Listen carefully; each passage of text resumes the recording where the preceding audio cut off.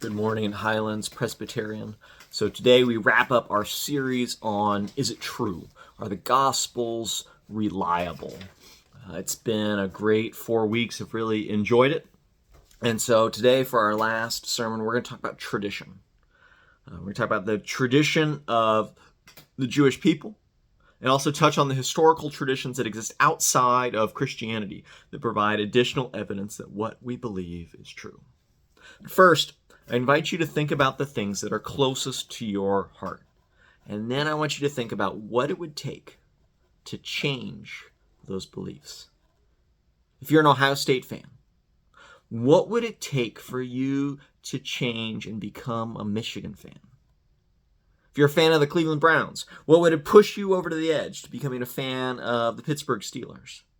If you're a vegetarian, what would it take for you to start eating steak every night for dinner? If you watch CNN, what would it take to watch Fox News? If you're a Republican, what would it take to start voting Democrat? If you believe that Jesus Christ is the Son of God and rose from the dead, what would convince you to give that up? For our core beliefs, it would take something extraordinary to change us, to change the way we think, to change the way that we see the world. It would take something extraordinary to give that up. Because there's other beliefs that we hold lightly that would be easy for us to give up. For the longest time, I was steadfast in believing that baseball should get rid of the designated hitter. And the pitcher should always bat. And then last season, the National League had the designated hitter, and I realized not watching the pitcher strike out 3 times a game was a lot more enjoyable. And I was converted over quickly. Similarly, never thought I'd own a minivan. And then as soon as we got pregnant with Charlotte, I did a couple hours of research and I was convinced, and now we've got a van with over 50,000 miles on it. It was easy to convince me that I was wrong. There's other things that I hold a little more tightly to. As a lifelong Cincinnati sports fan, I can't bring myself to root for a team from Pittsburgh. I tried it at the end of the Blue Jackets season. The Blue Jackets needed to lose to the Penguins to get a better draft pick, and I was there and I was trying, and I just couldn't do it. It's too deeply ingrained within me. And there's a scale, right, about plenty of things more important than sports. I can't imagine changing. I believe apple pie with ice cream on it is as close to perfection as you can get with dessert. As mentioned last week, The Count of Monte Cristo, I believe it's the best work of fiction that's ever been written. I believe that every kid deserves a chance to play and be innocent and should be fed. I believe this country, for all of its many flaws, is a fantastic place to live. I believe in honoring my parents. And since I was baptized in a Presbyterian church in Texas as an infant, I've tried, albeit poorly, often, to follow Christ with all of my being, to honor God. I've seen God do wondrous works in my life and in the community around me.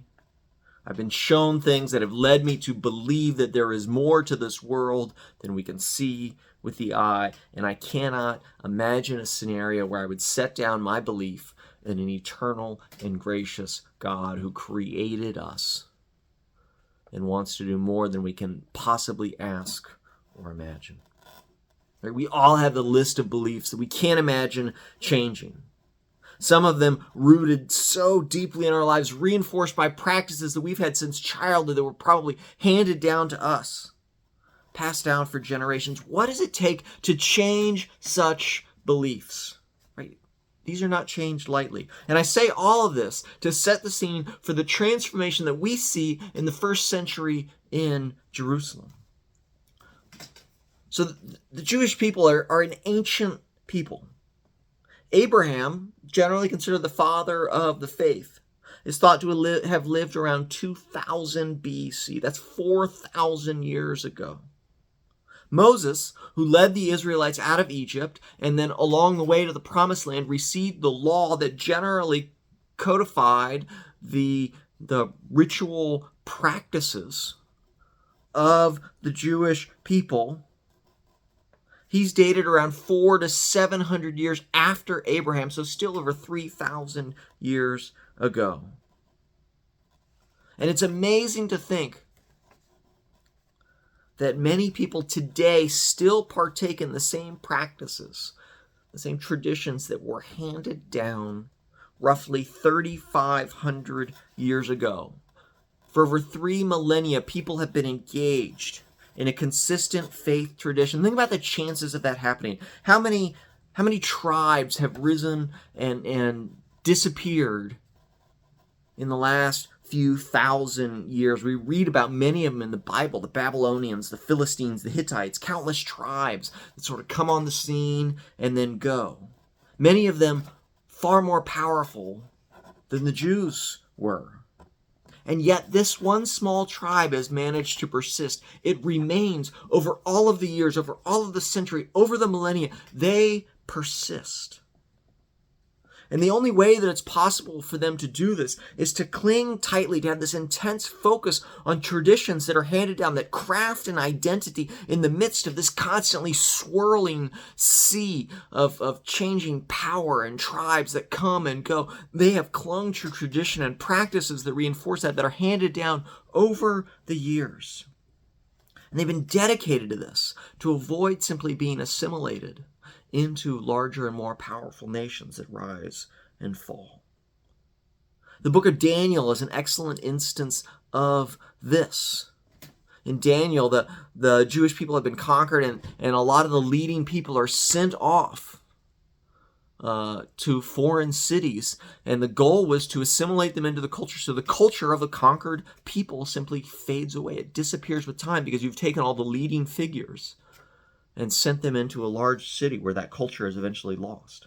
But the Jewish people are so steeped in tradition, in identity, in belief, that they manage to hold on to their culture through the power of tradition, through all of this, and even through exile and through coming back. They don't give up traditions lightly. When Jesus is questioned about the disciples' behavior, he references King David, who lived 1,000 years before Jesus. And the precedent of David's behavior was accepted as a defense for the actions of Jesus and his disciples. Think about that. Imagine using the behavior of someone 1,000 years ago as a precedent for why you can do one thing or another.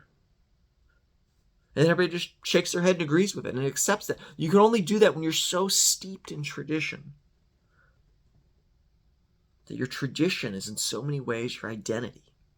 And so what does it say? That within months of Jesus' death and resurrection, that there are thousands of Jews suddenly turning their backs on that tradition and following Jesus as the initiator of an entirely new phase of belief in Almighty God. The institutions that carried the people through the centuries, including the exile, they're turned back by throngs of people after Jesus' public and shameful death on a cross. They turn their back on the sacrificial system, on keeping the Sabbath on Saturdays, and the expectation that Jesus would lead a revolt against Rome, and on following the law. They rejected these fundamental pillars of faith and practiced within months, within years, turning their backs on these distinctive elements of the faith that had been preserved for so long. What would make them do such a thing? To follow a character who died the shameful and public death. It would have had to have been something remarkable, something newsworthy.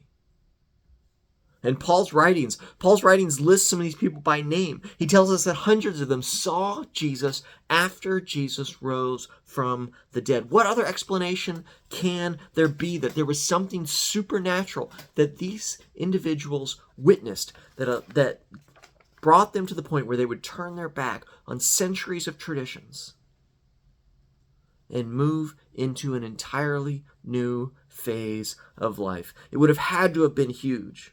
And when we think about the puzzle pieces that are evidence that the resurrection is true, thousands of people suddenly giving up traditions that have been sustained for centuries would be an important piece to that puzzle that helps us see that there must be some incredible supernatural explanation